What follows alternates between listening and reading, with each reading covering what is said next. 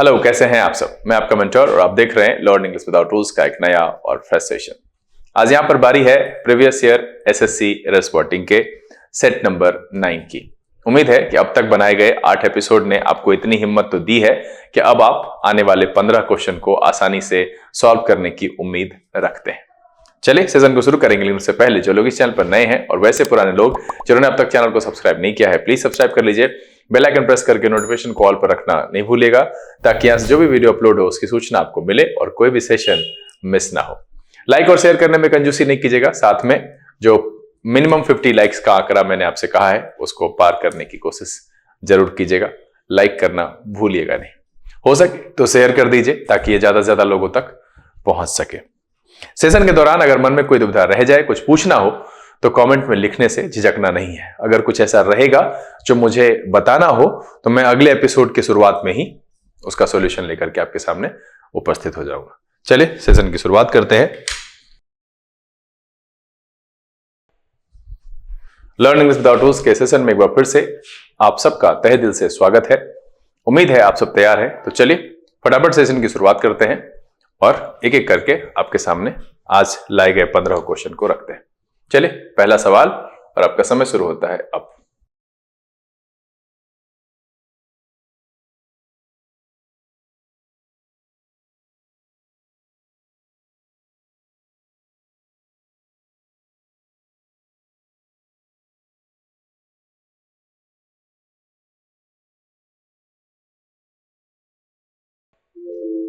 चलिए समय समाप्त हो चुका है। मैं जानता हूं कि बहुत सारे बच्चे ने यहां पर इसको थिंक करने की गलती की होगी। जी हां, बहुत सारे बच्चे ने ये सोचा होगा कि यहां पर आई वॉज थिंकिंग नहीं होगा।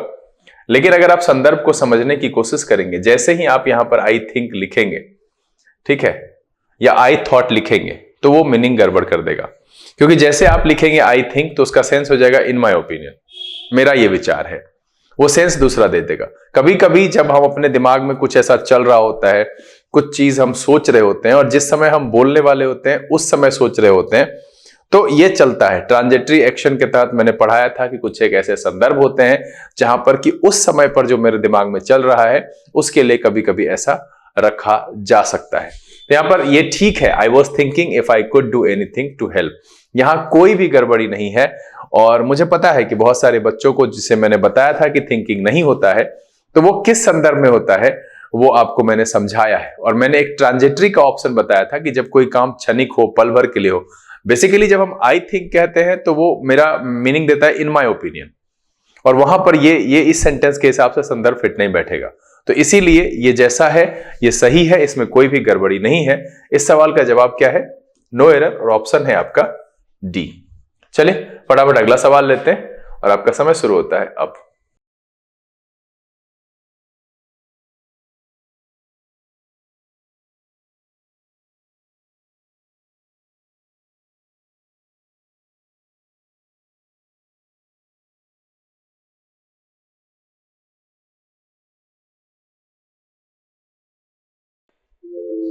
चलिए समय समाप्त हो चुका है। बहुत आसानी से बना लिया होगा, क्योंकि इस कॉन्सेप्ट को इससे पहले किसी दिन के सेशन में 15 सवाल बताने के दौरान मैंने आपको बताया। कह रहा है आई मींट नथिंग लेस देन, अब देन के बाद 2 + V1 नहीं आएगा, यहां पर क्या होगा?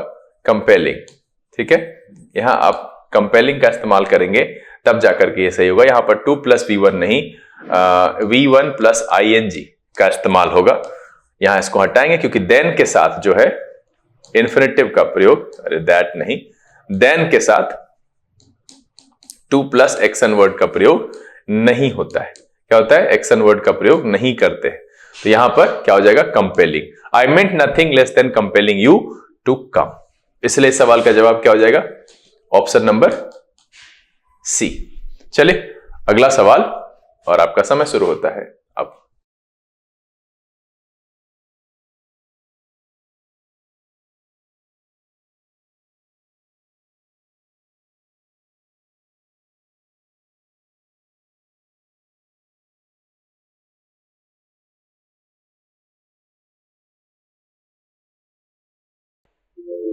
चलिए समय समाप्त हो गया है। बहुत ही आसान सवाल है। कह रहा females are not appointed in our college यहाँ पर कोई गड़बड़ी नहीं है, यहाँ फीमेल्स लिखा हुआ है तो आर है, आर के हिसाब से यहाँ पर लिखा गया है क्या कहते हैं पास्ट पार्टिसिपल, फॉर्मेट इसका पैसिव वॉइस वाला है, कोई भी गड़बड़ी नहीं है, इसलिए सवाल का जवाब है नो एरर और इसका जो ऑप्शन है वो है ऑप्शन नंबर डी।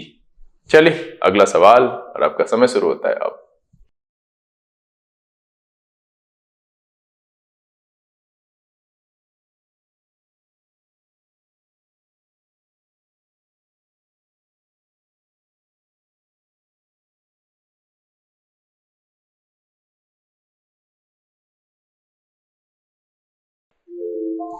चलिए समय समाप्त हो चुका है। कह रहा है कि he has read 4 plays written by Shakespeare by the end of this vacation. देखिए ये पास्ट की घटना की चर्चा कर रहा है, तो पास्ट की घटना में इसको लिखने की जरूरत नहीं है, आपको वहां पर V2 लिखना होगा, सिंगल पास्ट, यहां चर्चा की है मैंने। He read 4 plays written by Shakespeare by the end of his vacation.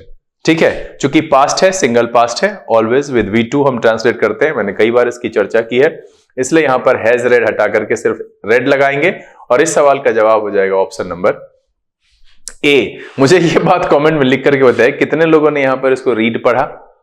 आपको ये सब चीज ध्यान देना चाहिए। आपको लगता है कि सर क्या हो गया, माइनर गलती है, नहीं, कहीं आपके मुंह से अगर ये सब निकल जाता है ना, हैड हो, हैज हो या हैव हो, तो आपका दिमाग खुद वहां पर चौंक जाना चाहिए कि इसके साथ अगर ये लिखा हुआ है तो ये रीड नहीं है।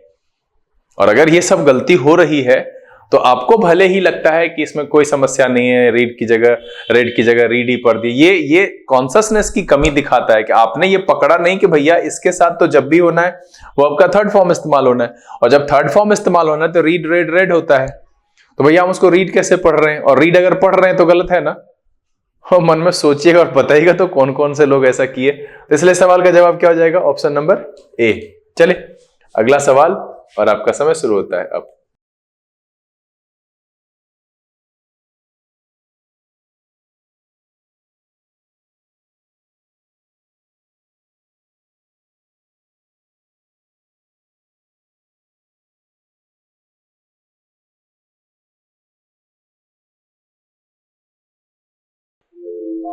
चलिए समाप्त हो चुका है समय, और मुझे लगता है कि इस सवाल में जो एक्सप्लेनेशन है ये शायद मैंने पहले ही एपिसोड में किस सवाल में शायद इसकी चर्चा की है। देखिए क्या कह रहा था, officer is angry on the clerk for not attending to the work. अब यहां पर इतना तो समझ में आ ही गया होगा कि भैया इसके साथ ऑन नहीं लगना है, क्या लगना है, ध्यान दीजिएगा, एंग्री के साथ विद लगता है समवन, एंग्री विद समवन, ये याद रखिएगा, और एंग्री एट या अबाउट ये लगता है समथिंग।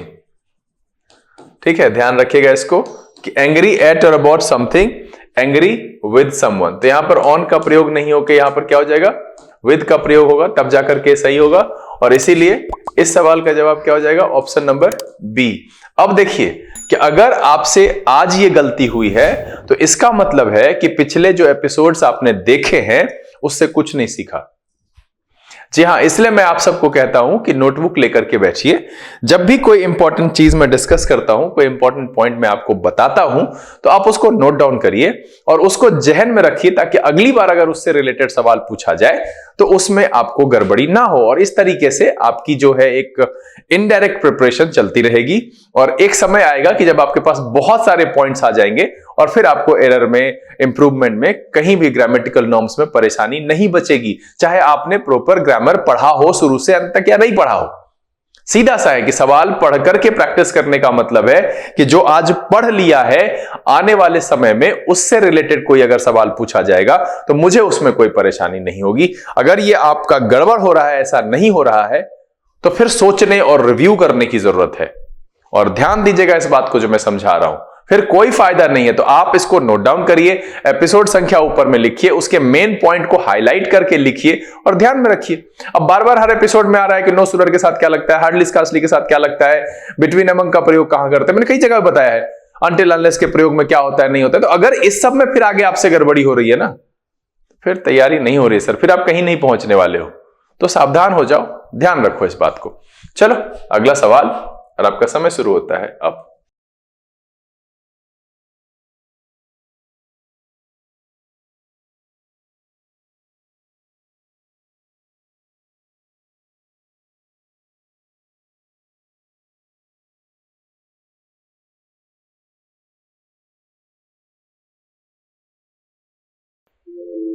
चलिए, समय समाप्त हो गया है और मुझे लगता है कि इस सवाल में भी आपको परेशानी नहीं होनी चाहिए, क्योंकि मिरर ऑफ कॉमन बनाने के दौरान मैंने बीइंग के लिए सब्जेक्ट ऑफ रेफरेंस की चर्चा की थी।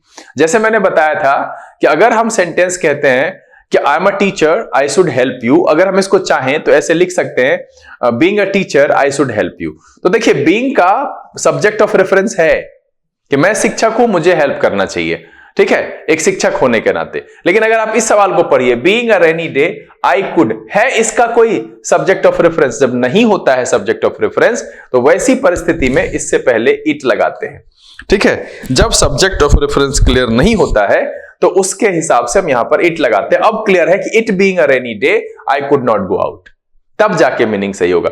अगर हमने एक सेंटेंस आपको कहा कि being a teacher I should help you, ठीक है, being a teacher it's my duty to teach you, तो यहां पर क्या हो रहा है कि बीइंग अ टीचर, तो वो सब्जेक्ट ऑफ रेफरेंस आई ही है बीइंग का, तो इसलिए ये सेंटेंस ठीक है और बिना बीइंग के लिखा जा रहा है। लेकिन यहां पर देखिए कि ये कुछ और कह रहा है और यहां पर ये कुछ और कह रहा है, इसका सब्जेक्ट ऑफ रेफरेंस है ही नहीं, तो ऐसी परिस्थिति में इसके आगे इट लगा देते हैं, तब मीनिंग क्लियर हो जाता है कि it being a rainy day I could not go out. तो इसलिए इस सवाल का जवाब क्या हो जाएगा? Option number A. इस पर पूरे विस्तार से जानकारी चाहिए, देखना है तो आप क्या कहते हैं, मिरर ऑफ कॉमन वाले एपिसोड में जाकर के देखिए, वहां पर इसकी अच्छी खासी चर्चा की है। और अभी भी तो बता दिया, आराम से, तो एग्जांपल से समझ में आ रहा है कि I am a teacher it's my duty to help you, being a teacher it's my duty to help you. अब यहां पर है कि माय ड्यूटी, तो वो टीचर है, मेरी ड्यूटी है, तो सब्जेक्ट ऑफ रेफरेंस यहां पर क्लियर है कि being a teacher I should help you. तो इस तरीके से इसका सब्जेक्ट ऑफ रेफरेंस क्लियर है। लेकिन इस सेंटेंस में बीइंग का सब्जेक्ट ऑफ रेफरेंस क्लियर ही नहीं, ये कहानी कुछ और कह रहा है, ये कहानी कुछ और कह रहा है, तो इसीलिए यहां पर हम बीइंग से पहले इट लगाएंगे। ऐसी परिस्थिति में लगाया जाता है ताकि सब्जेक्ट ऑफ रेफरेंस क्लियर हो जाए कि it being a rainy day I could not go out, तब जाकर के सेंटेंस सही होगा। इसलिए सवाल का जवाब है ऑप्शन नंबर ए। चलिए अगला सवाल, और आपका समय शुरू होता है अब।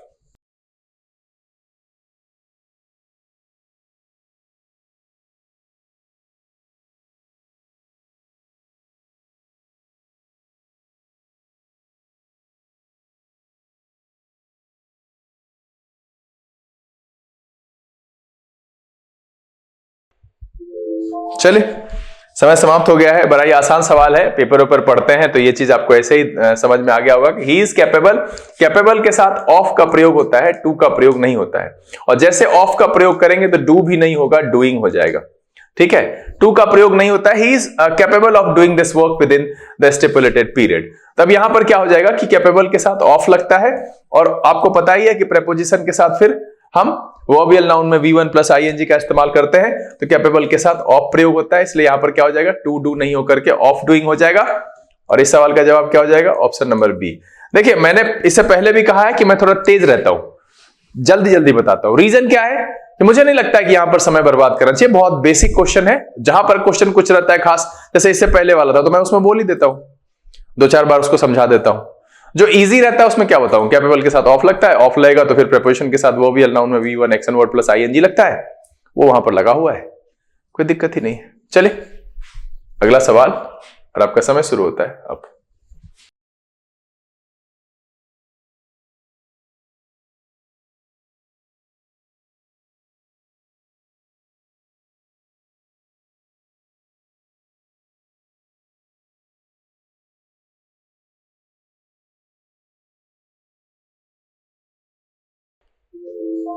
चलिए समय समाप्त हो गया।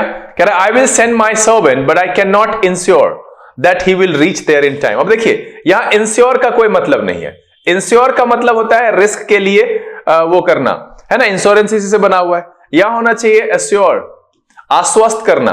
क्या होना चाहिए? एश्योर। गलत शब्द का प्रयोग है, इंश्योर यहां पर नहीं होगा प्रयोग। I will send my servant but I can not assure that he will reach there in time, तब जाकर के सही होगा। इस संदर्भ में यहां पर इंश्योर का प्रयोग करना गलत है, इसलिए सवाल का जवाब क्या है? Option number B. अब आपको यह समझना पड़ेगा कि what is the difference between ensure and assure.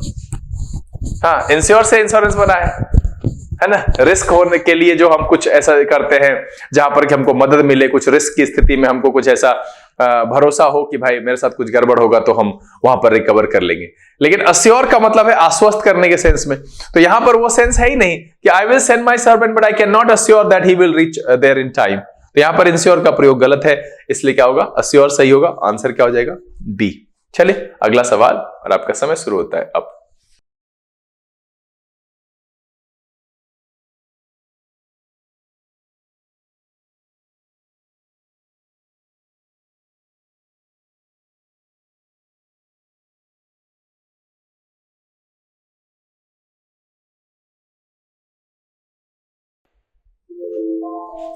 चलिए समय समाप्त हो गया है।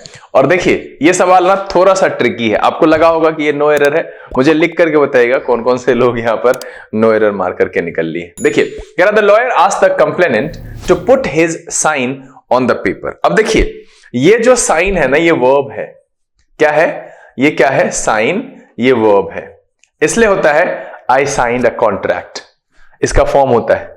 लेकिन यहां पर लगा हुआ है हिज, और आपको पता है कि इसके बाद हमको क्या इस्तेमाल करना है, नाउन, तो होना चाहिए सिग्नेचर। ठीक है, क्या होना चाहिए यहां पर, सिग्नेचर। उस हिसाब से साइन नहीं होगा यहां पर। आराम से समझने वाली बात है, हम लोग बोलचाल में कहते हैं साइन कर दो, तो साइन वर्ब है और उसको हम हिज के साथ नहीं रख सकते हैं। मैं आप सबसे जानना चाहता हूं, लिख कर एक कॉमेंट बताइएगा किस किस का ये गलत हुआ।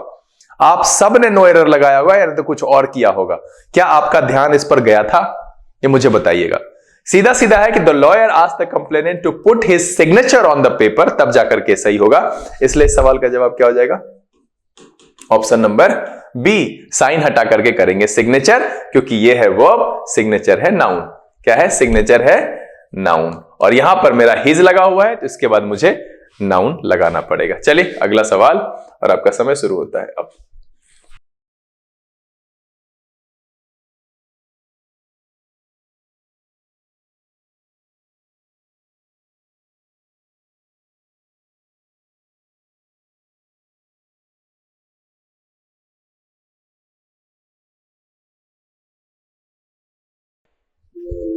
चलिए समय समाप्त हो चुका है। कह रहा है कि when you have gone through the papers kindly return them to us. When you have gone through the papers kindly return them to us. इसमें कोई भी गड़बड़ी नहीं है, ग्रामेटिकल कोई भी एरर नहीं है, ना ए में, ना बी में, ना सी में, इसलिए सवाल का जवाब है ऑप्शन नंबर डी, यानी कि नो एरर। चलिए अगला सवाल और आपका समय शुरू होता है अब।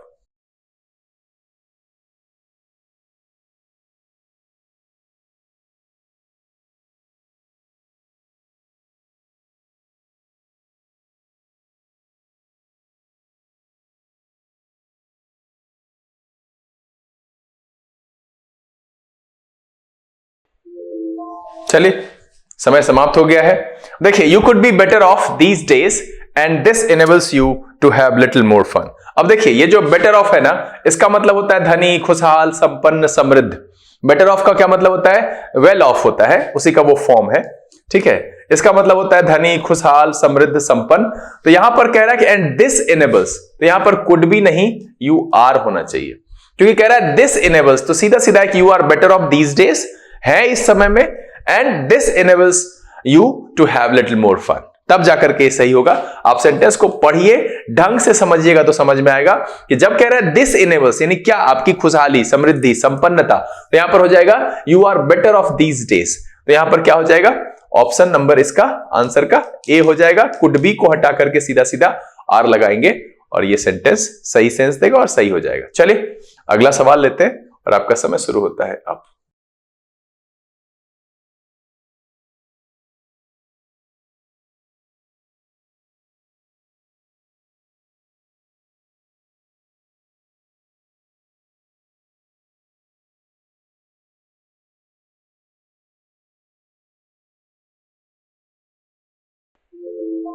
चलिए समय समाप्त हो गया। बउआ बुतरू वाला सवाल है, कह रहा in that wholesale shop they do not sell less than, यहां फ्यूअर का कोई मतलब ही नहीं है, लेस देन, सीधा सीधा less than 10 bags of rice, उससे नीचे नहीं बेचता है भैया, यहां फ्यूअर का कोई सेंस नहीं है, क्या होगा, लेस देन, और इसलिए सवाल का जवाब क्या है, ऑप्शन नंबर सी, सीधा सीधा है कि in that wholesale shop they do not sell less than 10 bags of rice, और तब जाकर के सही मीनिंग देगा। चलिए अगला सवाल और आपका समय शुरू होता है अब।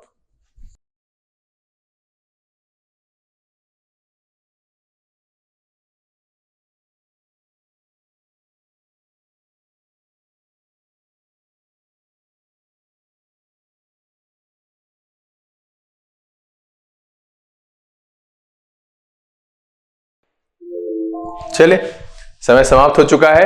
कह रहा है कि द पीरियड बिटवीन 1980 टू 1990, नहीं, या बिटवीन के साथ आपको पता है कि बिटवीन के साथ आगे लगता है एंड, ठीक है, या तो इसको एंड कर लीजिए, या नहीं तो आप फ्रॉम के साथ क्या लगता है, फ्रॉम डैश टू डैश, तो या तो इसको फ्रॉम कर लीजिए। दो उपाय है कि आप सीधा सीधा कह सकते हैं द पीरियड फ्रॉम 1980 टू 1990, या फिर द पीरियड बिटवीन 1980 एंड 1990। तो बिटवीन के साथ एंड लगाइए, नहीं तो फ्रॉम के साथ टू लगाइए, तब जाकर के सही होगा, और इसीलिए इस सवाल का जवाब हो जाएगा ऑप्शन नंबर बी।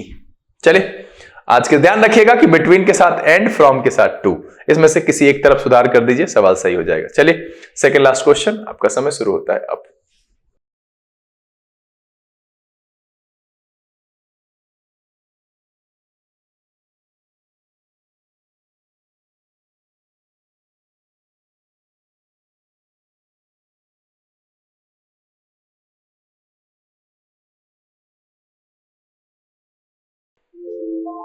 चलिए, समय समाप्त हो चुका है। क्या कह रहा है कि he is not the fastest bowler in the Indian team, isn't he. अब देखिए, यहां पर मैंने आपको पहले बताया है कि negative sentence, positive question tag, positive sentence negative, तो यहां पर क्या होना चाहिए, इज ही, इजंट ही नहीं, क्योंकि यहां पर नेगेटिव है। हाँ, बहुत ही आसान है। Positive question affirmative question, negative tag, negative question affirmative tag, इसलिए सवाल का जवाब क्या हो जाएगा, ऑप्शन नंबर सी। इससे चर्चा हो चुकी है इससे पहले। चलिए, सेशन का आखिरी सवाल, और आपका समय शुरू होता है अब।